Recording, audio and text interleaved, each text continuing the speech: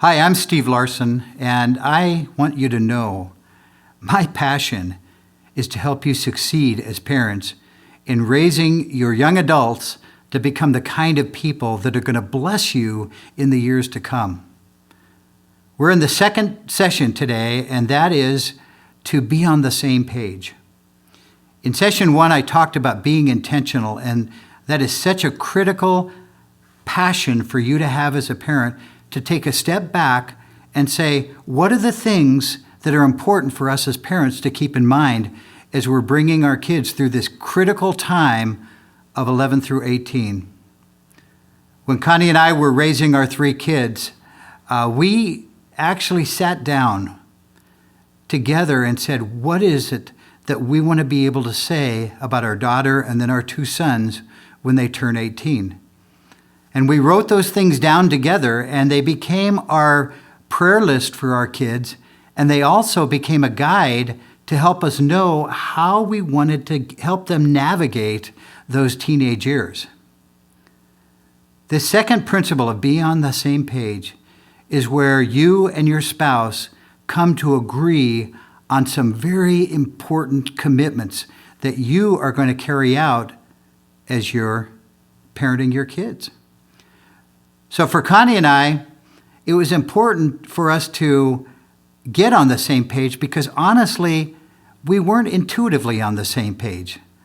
I loved my kids doing sports, and honestly, I didn't care how they did in school. I just wanted them to be great athletes. Connie, on the other hand, was raised with a passion for kids getting good grades, and that didn't mean anything to me.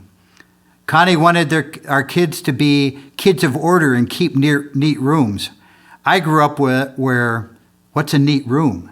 So we had some very different stuff going on in our lives that actually intuitively we wanted different things. And what was amazing about this is when we started to talk about it, we thought we were on the same page, but when we started verbalizing our commitments, we realized, wow, we have wildly different expectations and dreams and hopes for our kids.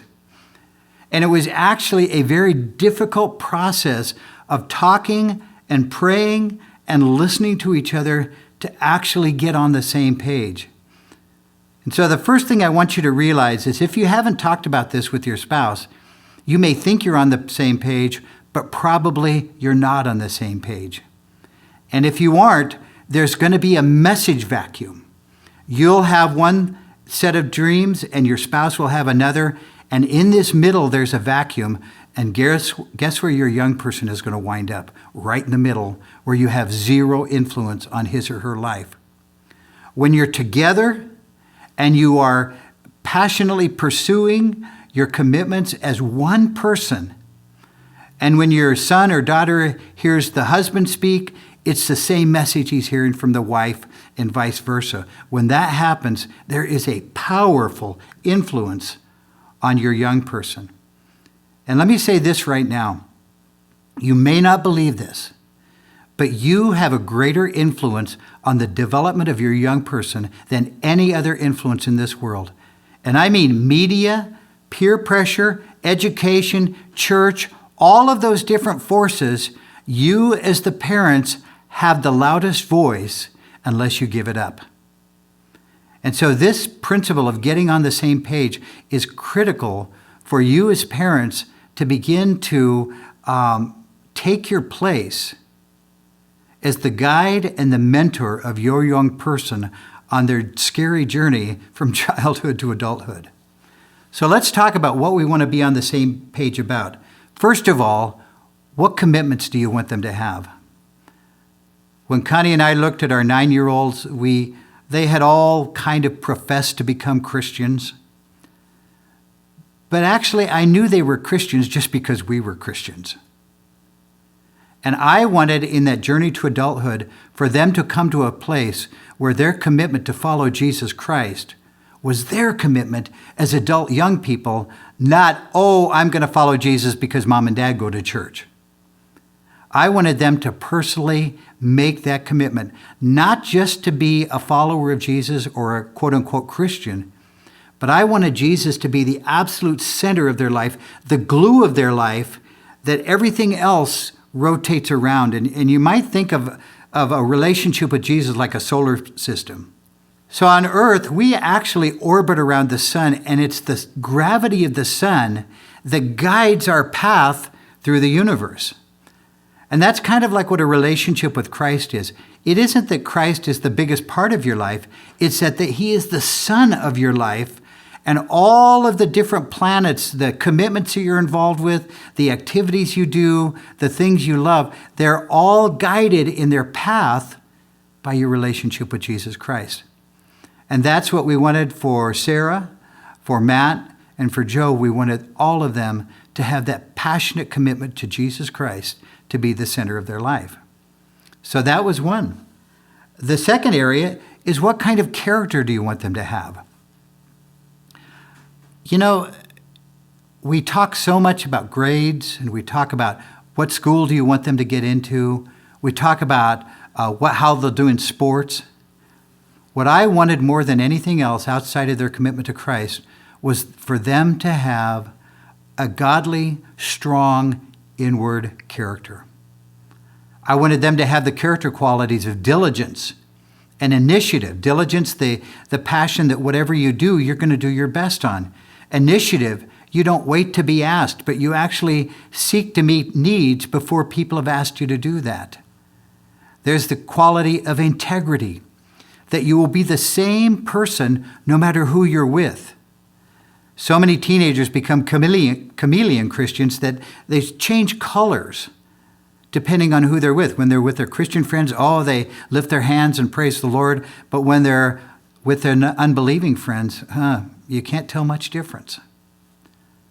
So what kind of character qualities do you want them to have? The third area is, what kind of wisdom do you want them to have? There's a strange feeling that we have in this society that we should never judge anyone. And I want to tell you something. I wanted my kids to be great judges of character. I wanted them to look at a person and see if that person was a fool, if they made stupid mistakes over and over and over again, or if that person was a person of wisdom.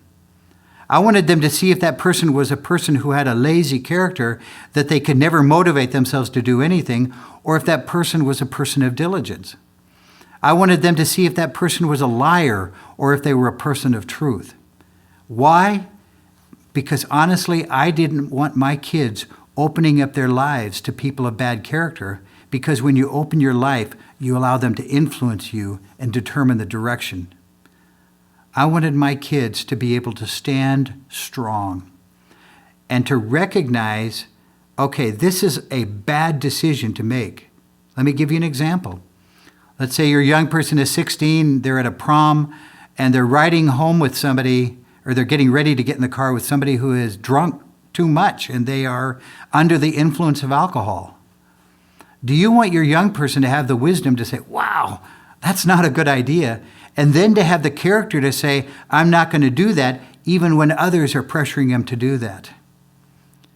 Believe me, that may sound like something you'll never face, or your young person will never face, but I have dealt with families where that's happened, and there's been a tragedy in their lives because that young person decided to get in a car of a drunk driver. Those are just examples of where your young people need to have wisdom to view circumstances from God's perspective and to view people from God's perspective. The final area where you need to be in agreement are, what life skills do you want to build into your young people? My parents were awesome in building faith into me, but honestly, it was not a passion of theirs to build life skills in me. So I never learned how to make my bed, how to do my laundry, how to do all of the things that normal people do when they become adults. And because of that, I struggled greatly as a young adult.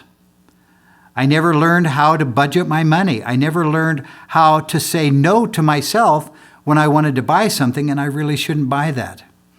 So there's a whole group of life skills that your kids need to learn. Where are they going to learn them? They're not going to learn them from school. They're going to learn them from you.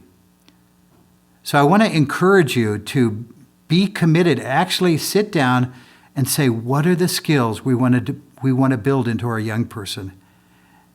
and then actually budget out time-wise when in their development are you going to build those life skills.